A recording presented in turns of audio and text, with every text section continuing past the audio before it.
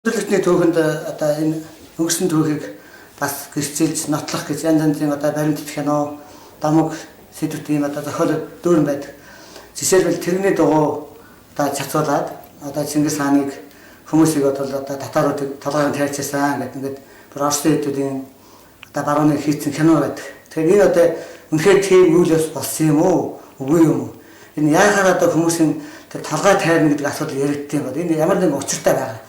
Тэгэхээр энэний одоо нууцыг та тайлж хөө. За баярлалаа.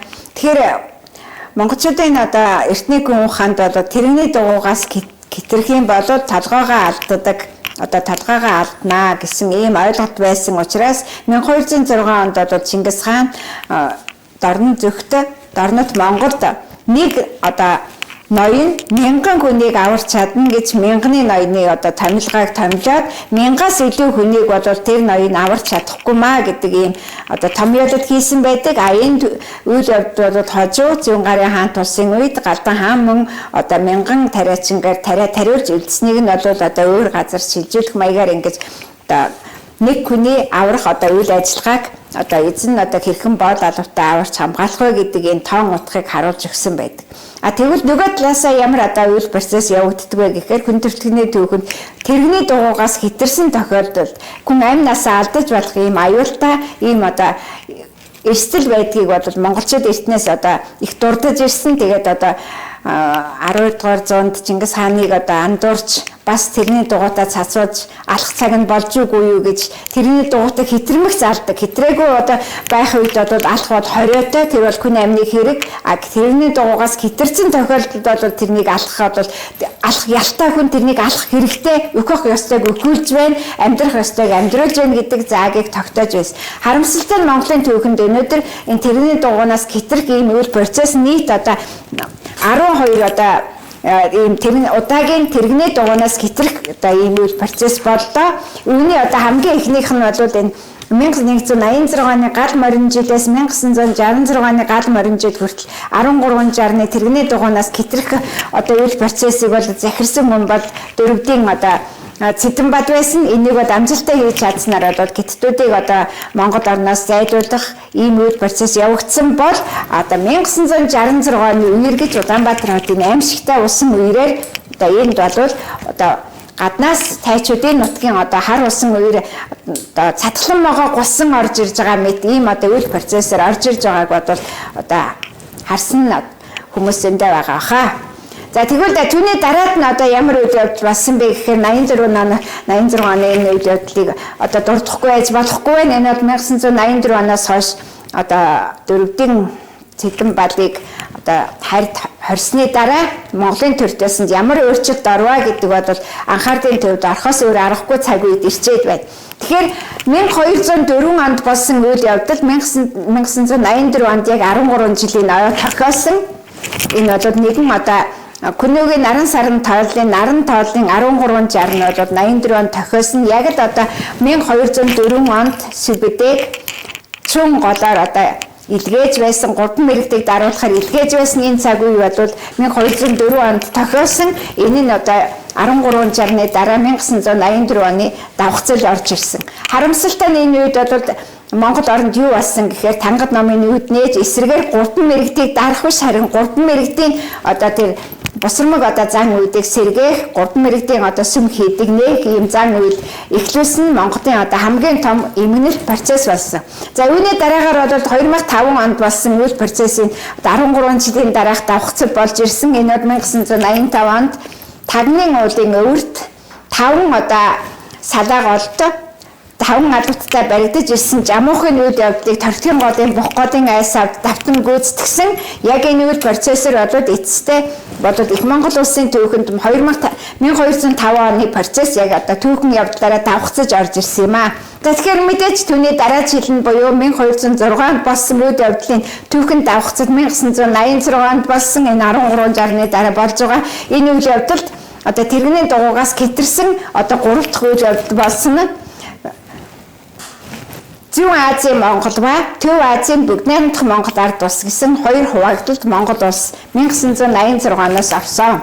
Тэгэхээр ингэж хуваагдах үйл процесс явагдахад бол нэг талдаа кит зүүнийг барьсан улс төрийн бодлогыг одоо кит үндсэг үзлээр явуулсны улмаас үүссэн учраас 1986 онд төрөлхийн үндэслэлийн системийг барьж дуусгаад 780 гагийн одоо ургацыг өнгөрсөн ба ирээдүйн ургацыг хурааж тариачин соёлыг одоо эхлүүлэхдээ энэ газар хагалж эхлэх яг энэ үед процесс Чернобылийн атомын цахилгаан станцын хавхлаг таг нь одоо мултарч тэнд одоо ослын аюултай үзэгдэл болсон нэгдүгээр хоёрдугаарт одоо Килэнцийн ордод тэр одоо нэг талдаа өхрийн ордод болсон процесс Килэнцийн ордод бол 1986 оны 10 сарын 20-ны үеэр Монгол улсын одоо засгийн газрын тогтоолоор усны аж ахуйн яамыг татан буудсан. Усны аж ахуйн яам бодвол тэр үед 50 жилийнхаа ойг хийж байхгүй үедээ усны аж ахуйн татан буудсан. Түүнээс гадна одоо яг энд ямар процесс болсон бэ гэвэл Зүүн Азийн Монголоо Төв Азийн бүгд найрамдах Монгол ард улс хоёрын хуваагдал нь Увс нуурын одоо Айсавд Тэсийн голва Тортгийн гол хоёрын одоо заагаар одоо хуваагдал үүсэх ийм одоо орон зай цаг хугацааны үйлдэл болсон. Ингээд одоо жамхыг одоо барьж ирдэгтэй дуугаа тийм үйл хэрэг бол Тортгийн голын улсын систем Айсавд болохдоо тухайн үедээ сайд нарын зөвлөлийг одоо 3 удаа хуралдуулсан, намын тохороо 3 удаа хуралдуулсан, улс төрийн товчоо 3 удаа хуралдуулсан, тус бүрдэн Увс аймгийн давсамын нутагт илч төлөөлөгч очиж газар дээр нь үслэг шалгалтыг хийж байж одоо усны аж ахуйн яамыг татан буулгах энэ процесс явагдсан. За тэгээд үйл хэрэг цааш нь яаж өрнө вэ гэх юм бол одоо 1210 оны цагаан морин жил үйл хэрэг 1990 оны одоо их гордлог болсон. Яагаад их гордлог болсон гэхээр хүн болгон 90 оны хойсгол яг 90 оноос одоо хөгжил дэвшлийнхаа шин шатыг эхлэх гэж оролцсон. Харамсалтай нэнийг үлдэж чадаагүй. Тэгвэл их Монгол улсын хүчирхэг байдал, их Монгол улсыг Евразийг захирсан Чингис хааны дээр хүчирхэг их Монгол улсын үүсэн биелдэж бий болоход 1210 оны цагаан морин жилийн өмнөх энэ бар өхөр гудган 3 жилийг одоо Excel-д оруулж захирч чадсан тохиолдолд 10 оны цагаан морин жилийн өгөөжтэй тэр одоо шин цагийн үеийг бол Чингис хаан эхлүүлж чадсан байдаг. Гэтэл яг 1360-ны дараа 1990 онд барын үед хаагаагүй өхрийн одоо бухынуудыг одоо нээлттэй жамуух одоо олдсонд орлоогүй байгаа цаг үед эсвэл гурдан мэрэгдийг одоо сүбдээ явж дарж чадаагүй юм шиг яг тийм түүхэн давхцал дээр 90 оны хувьсгал болсон нь өнөөдөр хүртэл дүрээс гисэн арчил гэж байгаа ийм одоо хүн төрөлхтний түүхэнд маш одоо хүнд цагийн одоо хугацааг монголчууд эхлүүлсэн. Өөрөөр хэлбэл энэ цагаан морин жилийн кодыг тавиулж чадаагүй цагаан морин жил одоо амжилттай явж чадаагүй. Тэгэхээр цагаан морин жил гэдэг нь юу байсан бэ гэхээр Чингис хаан одоо тэргэл улаан өдөр 9 цагаан одоо сүлд тугаа дахиад тулаанд оров гэдэг яг энэ өдөр буюу цагаан морин одоо сүлдний он жилүүд байсан. Гэтэл цагаан морин маань одоо дорнод Монголд Увс нуурын одоо зүүн талын нутагт одоо давхин орж ирж чадаагүй одоо улаан барын тэгээд одоо энэ өхрийн ордын Умэ самууны дунд 90 оны хувьсгал одоо үр дүнгүй өнгөрсөн. За дараагийн одоо үйл процесс бол одоо тэрний дугаанаас хэцрэх мөчлөг хэдий тохиолдсон бэ гэхээр 1216 онд болсон одоо энэ дорнын одоо захирч өрн зүгт одоо Батхааны алтан ордын улсын үйл хэргийг эхлүүлэхээр одоогийн өмнөх энэ цаг үе одоо тохиохдоо 1996 оны одоо улаан хулгайн зүйл тохиосон энд мөн одоо амжилттай үйл хэргийг хийж чадаагүй нь улмаас дахиад дараагийн асуудал нь юу болсон гэхээр 2020 оны одоо үйл явдлыг 2000 онд давтаж чадаагүй.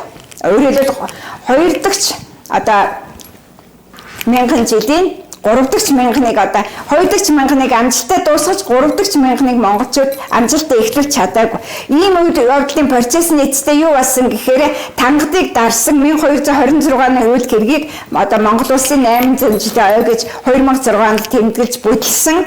Ийм явдал одоо загчин ерөнхийлөгчийн үед тохиолдсон. Гэтэл 1228 онд Кирлэнгийн хөдөө авалт хаанчсан Угаада хааны үйл хэрэг нь Хөх Монголын шинэ он тооллыг Хөх хулгайн жил эхлүүлэх ёстой байсан. Үүнийг одоо эхлүүлсэн гэвч одоо энэ Хөх Монголын шинэ он тооллыг өнөөгийн монголчууд одоо хүртэл ойлгохгүй явж байна.